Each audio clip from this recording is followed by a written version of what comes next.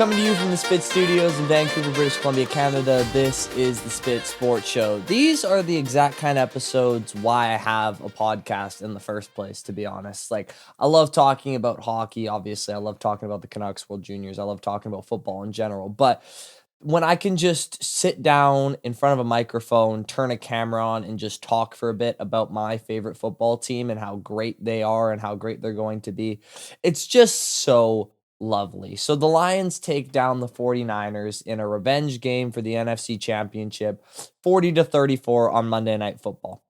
Now, there are obviously a lot of questions coming into this game once the Vikings beat the Packers on Sunday about if the Lions should be resting starters, which I'll get into in a little bit.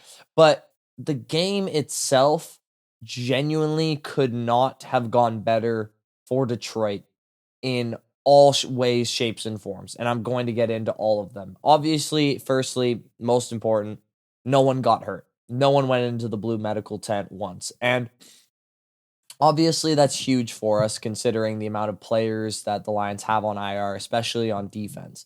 But what was so interesting to me about the commentary coming into this game was every single person, without an exception that I could find, who said the Lions should rest their starters coming into this game, not one of them looked like they'd taken a single snap of high school football.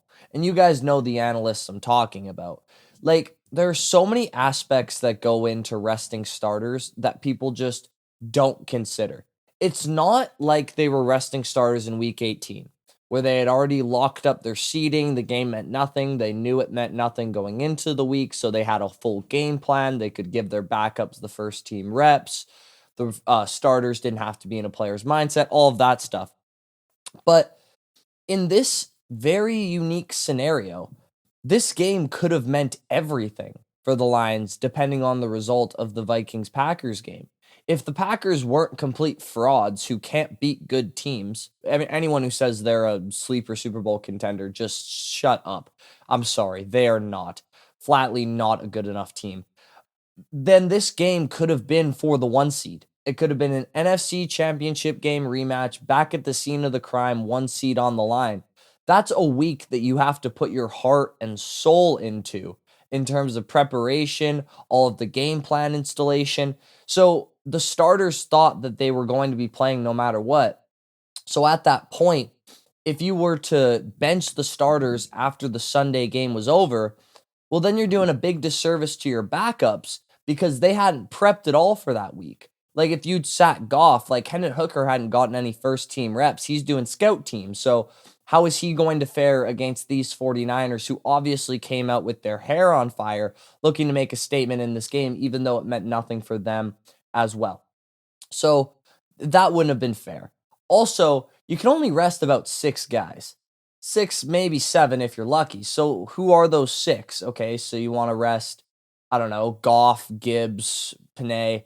But, like, we have older offensive linemen like Decker and Ragnow and Glasgow. Like, how do you choose who's going to sit and who's going to play? There's a lot of context that people miss when they say, oh, this game means nothing, rest everybody. Now, is it annoying that the Lions are going to go into the biggest regular season game of all time on a short week?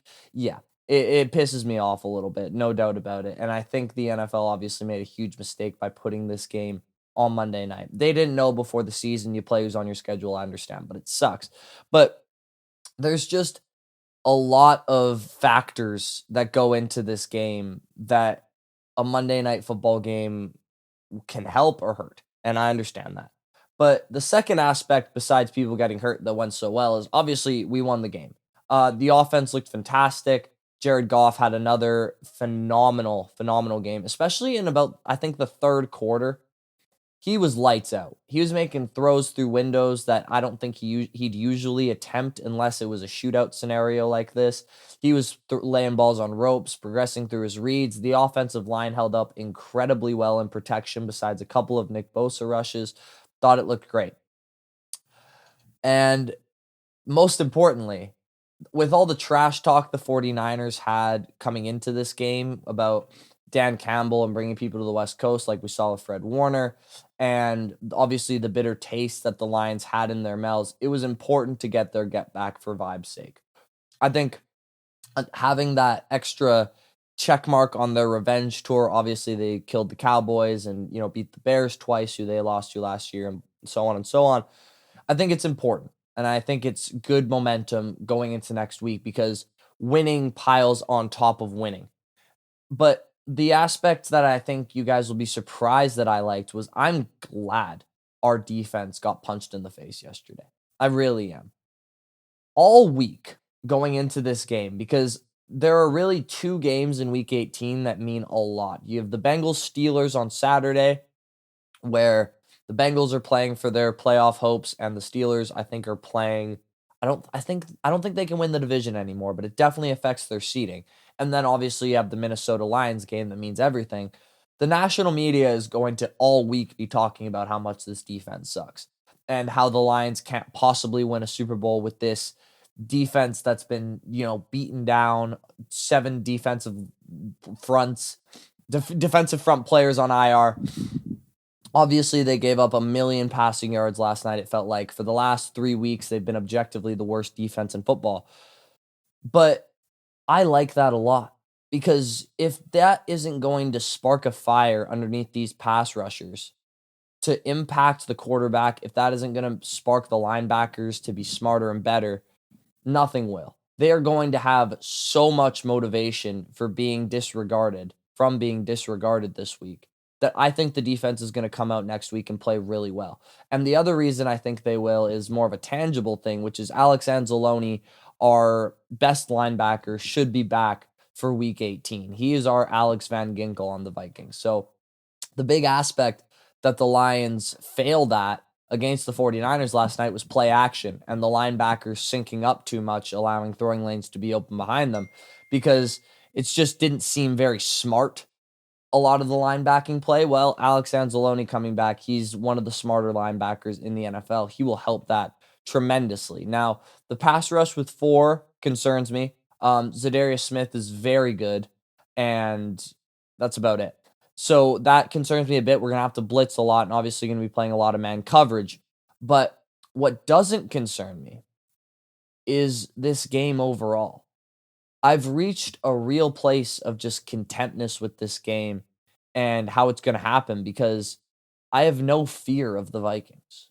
I think the Lions are just flatly the better football team. They expect to win this game. And the prime example that I'm going to use is the Vikings locker room celebration after they beat the Packers was jarring to me. If you watch that video of Sam Darnold entering the locker room and the speech afterwards and the coaches talk and all of that without any context, you would think they just won the Super Bowl, or at the very minimum, a playoff game. Very minimum, probably a divisional game. They won a game to have the opportunity to play us for the 1 seed. And it sure looked like it was 1999 going into 2000 on New Year's Eve. The Lions, after they beat the 49ers, the team that kicked them out last year, the team that they wanted to clearly get their get back on, it was just business as usual. Walk back to the locker room. It's kind of a sedated locker room celebration because they knew they had more work to do. So it seems like the Vikings are happy to be in this game. The Lions expect to win this game. I think there's a big difference in mentality. And when I just look at the two teams comparatively, it's going to probably be a shootout because the Vikings defense, it thrives on turnovers, but play to play, it's not, a top 15 unit. So in terms of offense, like for as much love and praise as Sam Darnold has gotten this year, deservedly so, Goff hasn't beaten every statistical category. He has more passing yards. He has more passing touchdowns. He has better passer rating, better quarterback rating. And we look at running back. Jahmyr Gibbs is obviously the best running back on the field. If you go to wide receiver, they have the best wide receiver, but I'd say the next 2 belong to us with St. Brown and Williams. I think we have the better offensive line. So I think this whole game is going to come down to which defense can create turnovers. And I don't know who it is. That's probably a coin flip. So if you take that out of it and just compare the two offenses, I like our team better. And I think the Lions have flatly been the better team all year. They have beaten teams more convincingly. They've beaten better teams. They've beaten more playoff teams, and they expect to win this game in Detroit. In Detroit. So I'm excited for this week.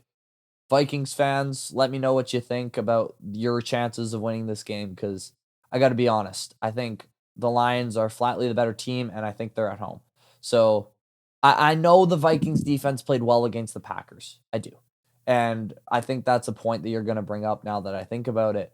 But when you compare Jordan Love and all those Packers wide receivers who they really don't have a number one, they have a bunch of number twos and threes, to the Lions offense, which has been the best in the NFL easily over the past 3 years, I think you're comparing apples to refrigerators. So let me know what you think. If you agreed with anything I said, please like on the video. If you disagreed, leave a like on the video and then comment what you disagreed with, because I love talking about football and sports in the comments.